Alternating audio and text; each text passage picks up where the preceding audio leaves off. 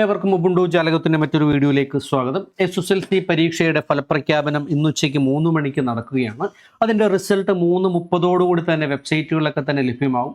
പക്ഷേ വെബ്സൈറ്റുകളിൽ തിരക്ക് വരുന്നത് കൊണ്ട് റിസൾട്ട് ലോഡ് ചെയ്യുന്നതിന് താമസം നേരിട്ടേക്കാം. ഈ വർഷം പുതുതായി സർക്കാർ പുറത്തിറക്കിയിരിക്കുന്ന ഒരു സംവിധാനമാണ് വാട്സാപ്പിലൂടെ റിസൾട്ട് ലഭിക്കുക.